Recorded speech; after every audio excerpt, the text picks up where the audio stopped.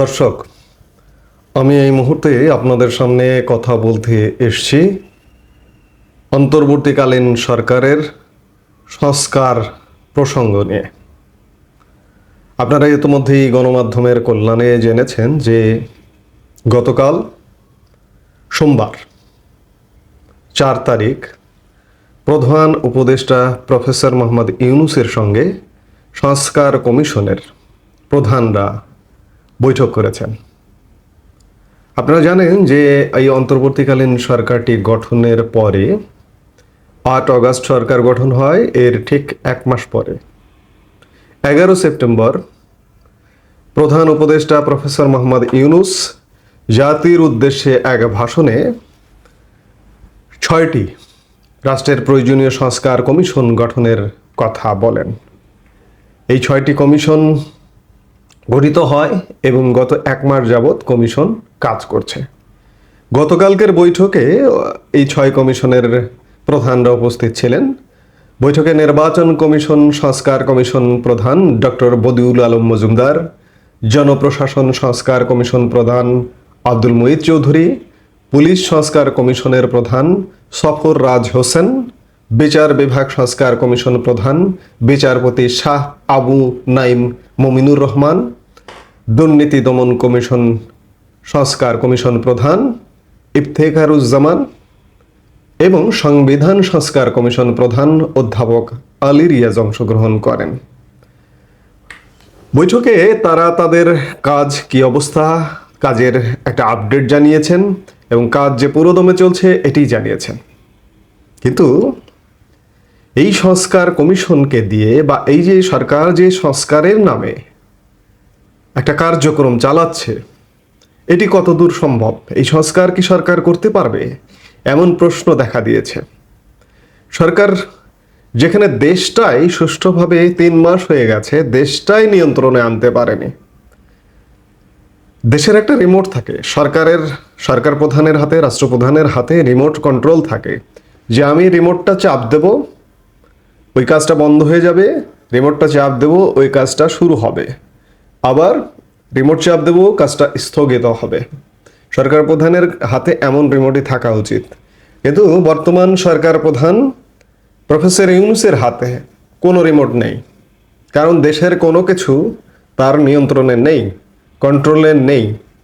সেই জায়গায় এই যে সংস্কারটি এক প্রকার এখন মানুষের কাছে মনে হচ্ছে যে এটি একটি টাইম কিলিং মিশন। সংস্কারের নামে টাইম কিল করে অন্য উদ্দেশ্য আছে, ভিন্ন উদ্দেশ্য আছে এই সরকারের। রাজনৈতিক দল, কিংস পার্টি ইত্যাদি এসবের জন্যই এই সংস্কার খেলা চলছে। হ্যাঁ, একথা মানছি যে অন্তর্বর্তীকালীন সরকার একটি নতুন ব্লাডের সরকার, দেশের ব্যাপক সংস্কার করে দিয়ে যেতে পারত। কিন্তু এই সরকারটি গোড়ায় গলদ করে ফেলেছে। যে মাসে অগাস্ট মাসেই দায়িত্ব নিয়েই বাংলাদেশকে বিভেদের বীজ বাষ্পে রুদ্ধ করেছে। এই সরকারটি বাংলাদেশের 18 কোটি মানুষের সরকার হয়ে উঠতে পারেনি। অগাস্ট মাসেই সেটির প্রমাণ দেখিয়েছে।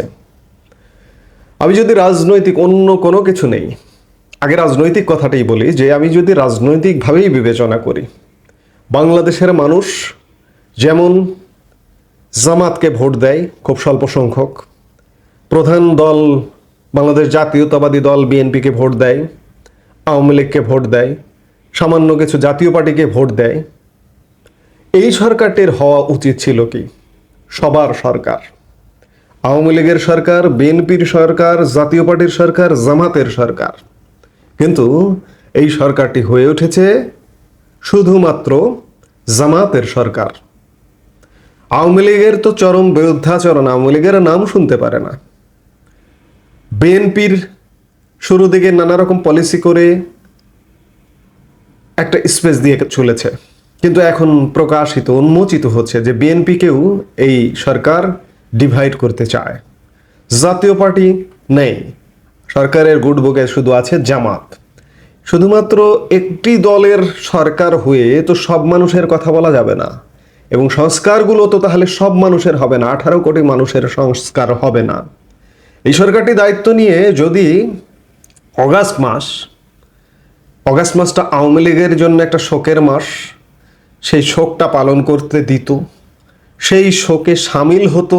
শুধু তাই নয়, প্রফেসর ইউনূস দায়িত্ব নিয়ে যদি বঙ্গবন্ধুর মাজার জিয়ারত করতে যেতেন, শহীদ প্রেসিডেন্ট জিয়াউর রহমানের মাজার জিয়ারত করতে যেতেন, হোসেন মোহাম্মদ এরশাদের মাজার জিয়ারত করতে যেতেন, সবাইকে এবং সবার প্রতি সুন্দর ভাষায়, শর্ট ভাষায় কথা বলে তারপরে অগাস্ট মাসে জাতীয় শোক দিবস 15ই আগস্ট যদি পালন করতে দিতেন, যারা বাধা হয়েছেন তাদের বিরুদ্ধে যদি ব্যবস্থা নিতেন, তাহলে এই সরকারটি সবার সরকার হতো এবং আপামর বাংলাদেশের সংস্কার এই সরকারের হাত দিয়ে মানুষ প্রত্যাশা করত।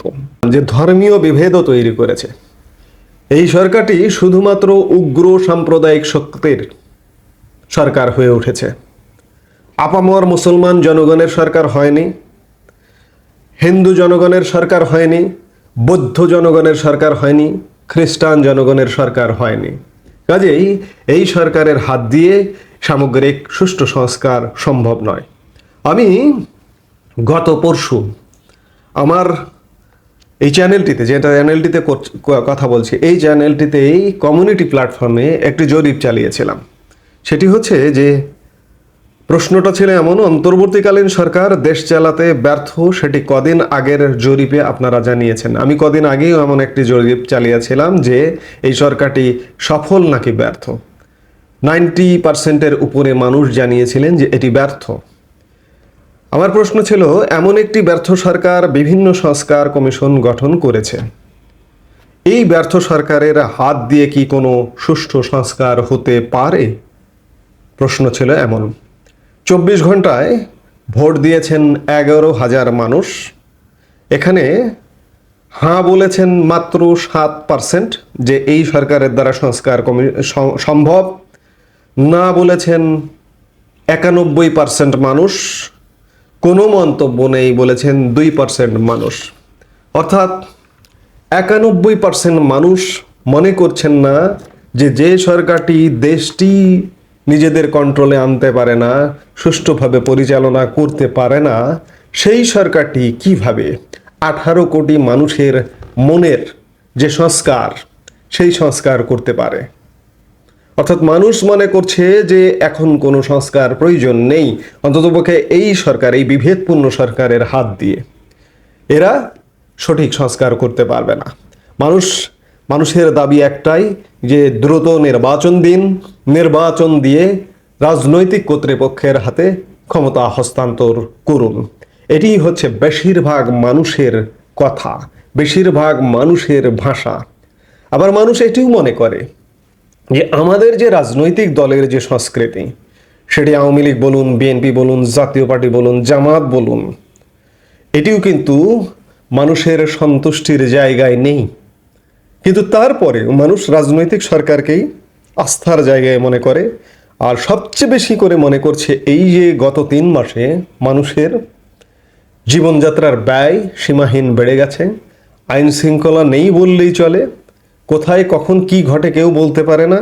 এইসব ভীতি শঙ্কা থেকে মানুষ মনে করছে যে দ্রুততম সময়ের মধ্যে রাজনৈতিক সরকারের হাতে ক্ষমতা যাওয়া উচিত।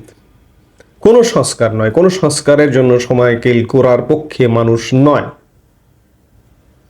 এই হচ্ছে বার্তা। এই মুহূর্তে এ পর্যন্তই। সবাই ভালো থাকুন, সুস্থ থাকুন। আমাদের ভিডিওগুলো নিয়মিত পেতে সাবস্ক্রাইব করুন Sajjad Kadir and the legends YouTube channel এবং লাইক, কমেন্ট, শেয়ার করে সাথে থাকুন।